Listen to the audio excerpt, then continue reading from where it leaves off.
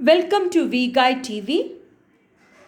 In this video, Current Electricity, Part 8, I discuss Wheaton's Bridge. Before watching Part 8 video, you should go through Part 1 to 7 videos. Here I am going to discuss about Wheaton's Bridge. Wheaton's Bridge means we are arranging the resistors in the form of a bridge. See here, I have taken 1, 2, 3, 4 resistors are arranged in the form of a bridge. And this is the point called A, and it is the point in which 2 resistors are connected. Another point called B, here also 2 resistors connected. This is C, here also 2 resistors got connected. This also 2 resistors got connected. And between the point B and D, we are connecting a galvanometer. It is the device used to detect the presence of current. And galvanometer has a resistance of G. And these 4 resistors have the resistance P, Q, R and S. The other 2 points or joints, they are connected with a cell. Okay, you can connect even the cell key also. Key should be closed. This is your circuit for Wheaton's bridge. So in your Wheaton's bridge, we are arranging 4 resistors P, Q, R, S in the form of a bridge. Between 2 endpoints, we connect a galvanometer. Between the other 2 endpoints, we are connecting a cell and a key. After this, we should go for our Kirchhoff's second rule. What is our Kirchhoff's second rule? That is Kirchhoff voltage rule. I should take here the loop ABDA. Before going for the loop, I am taking the current division. Let I be the total current. When it reaches the junction A, it splits to I1 and I2.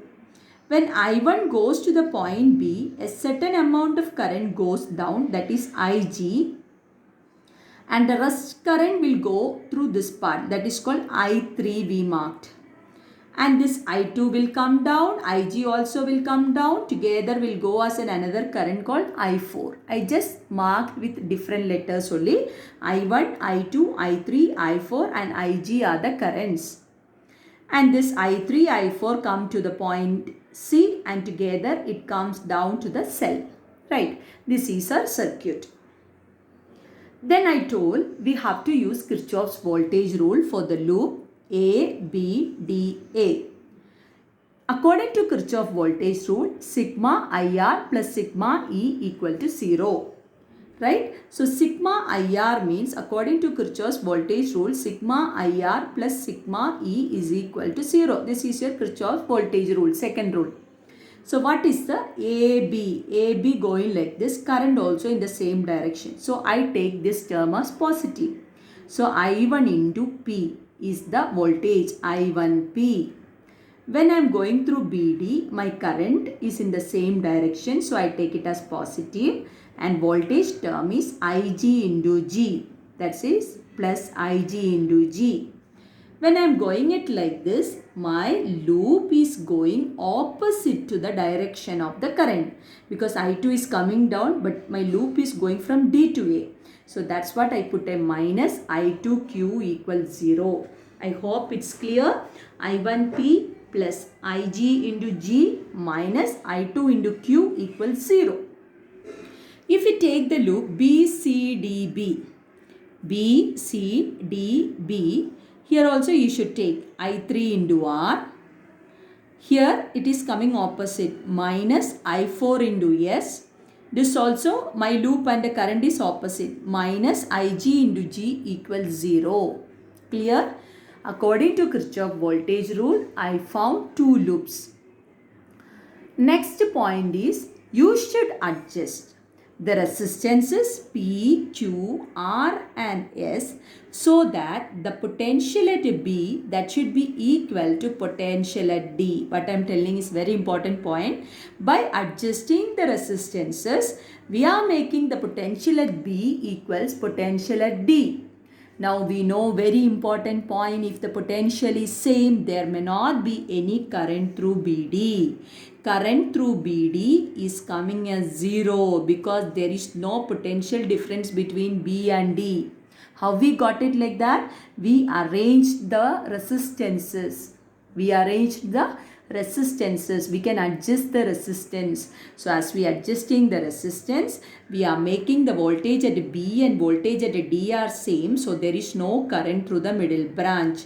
Ig equals 0. Next is very simple. In our first equation, this term is 0, means what is your equation? I1P is equal to I2Q. What happened to your second equation? I3R equals I4S. That are equation number 3 and 4. Next is, we are using a condition. See, I1 goes here. First I told it splits to Ig and I3. Now I am telling Ig not there. If Ig is not there, what will happen? The entire I1 will go as I3. So that is the next step. I1 is equal to I3. Same like that here also, I2, there is no current coming from here. So I2 will be equal to my I4. So I got two more condition, that is I1 equal I3, I2 equals I4. Now I am dividing these two equations. When I am dividing, I1, I3 cancel. I2, I4 cancel. So what is your equation? P by R equal Q by S. We cross multiplied the term. I got an equation P by Q equals R by S. That means the ratio of resistance here, P by Q, should be equal to R by S. This condition is called by a name Balanced-Wheaton's bridge. Balanced-Wheaton's bridge. This principle is used to find the unknown resistances, and also a lot of applications are there. So now we will repeat again how the Wheaton's bridge condition we are arriving. We just taken 4 resistors in the form of a bridge. We are connecting a galvanometer between the endpoints of 2 resistors at the opposite terminals, and the other 2 endpoints or other 2 joints we are connecting a cell. And I applied my Kirchhoff's loop rule for this part as well as for this part. We apply. Then this part is the very important point. We are adjusting the resistances such that VB equal VD, so that Ig will be 0. Then what happened for this two equation? I1P is equal to I2Q, I3R equals I4S. And also I got the condition I1 and I3 should be same because there is no current through Ig. These two will be equal. I am dividing. I got an equation P by Q equals R by S. This condition is called Balanced-Wheaton's bridge. See the question. In this question, they are given here 4 ohm, 4 ohm, 4 ohm, 4 ohm.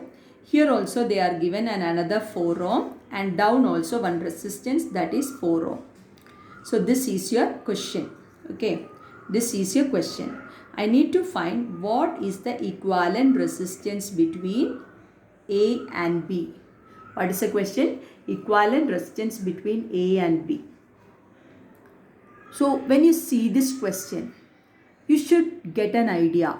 Like here you see these two, you may think it's parallel, but it's not, because this endpoint you see in the middle there is another resistor. So I can't take it like that. Then suddenly your mind should go like that. You have to check it whether it is a Wheaton's bridge or something. So as it's a first diagram, I just made the same diagram in a Wheaton's bridge form. What I did now, this was a flattened diagram. I just made like a rhombus shape. I just pulled it up. This part it's pulled up. F, this is D. Nothing I did, just pulled it up. Then when we are pulling it up, you understood here F and D I just pulled up, so I got a rhombus shape. Now if they are giving questions like this, your mind will suddenly strike to Wheaton's bridge. So why I gave this question? Because it's not compulsory they have to give it this form. They can give it like this also. You have to change the diagram. So I just made it like this. Now after that you have to check the condition.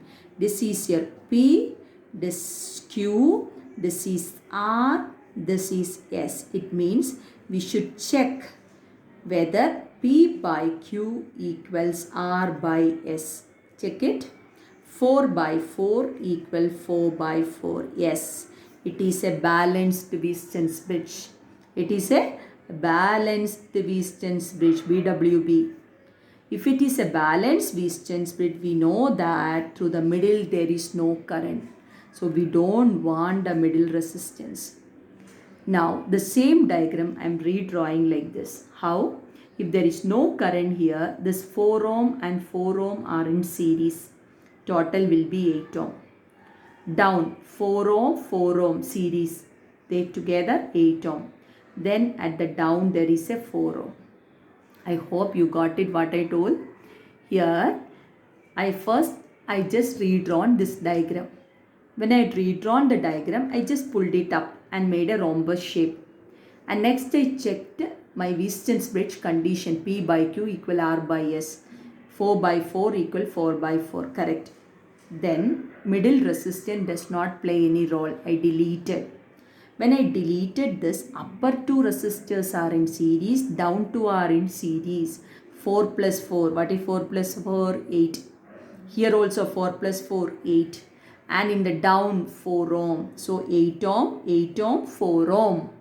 So we can find the equivalent resistance as 1 by R1 plus 1 by R2 plus 1 by R3.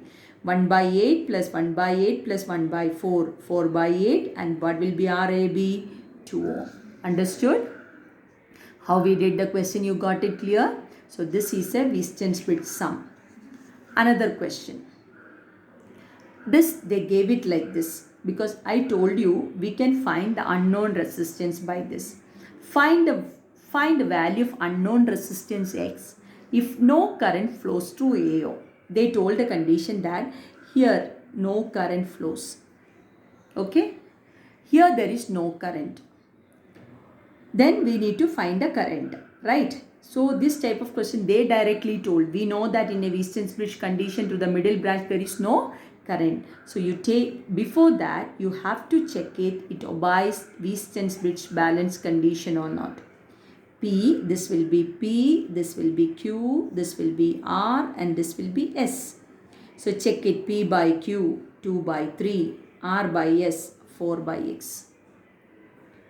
Okay, but we don't know this value, so I put it as X because they told in the middle there is no current. It is a balanced Wheatstone's bridge. As there is no current flows through AO, this is a balanced Wheatstone's bridge.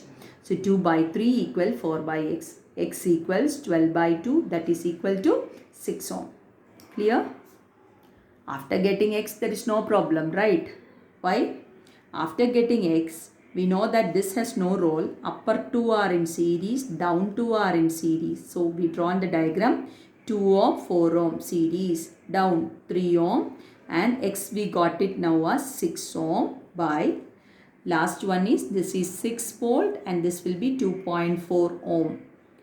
We know these two together, 2 plus 4, 6, 3 plus 6, 9, and these two are in parallel.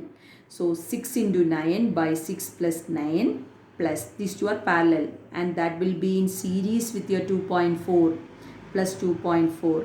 54 by 15 plus 2.4, 3.6 plus 2.4, that is 6. After getting the current, after getting the resistance, current is V by R, that is 6 by 6 is 1 ampere. So what all things we are doing in this question, they gave it's a Wheatstone's bridge. They gave Wheatstone's bridge means they gave you here there is no current. So I applied Wheatstone's bridge condition and I calculated what is X. After that I understood upper two are in series, lower two are in series. And this one is in like upper two are in series, lower two are in series, those two are in parallel, that is in series with 2.4. I redrawn the diagram and we found the total resistance and total current. Clear? So what we did just now, how with Wheaton's bridge we can solve the questions. How we can find effective resistor, how we can find the current. So in Wheaton's bridge, I need to tell only one thing. The 4 resistors are arranged in the form of a bridge and they have to satisfy the condition P by Q equal R by S. Then through the middle branch there is no current. Through the middle branch there is no current. So P by Q equal R by S is called Wheaton's bridge balance condition. Thank you. If you want more videos, subscribe our channel V Guide TV. Thank you.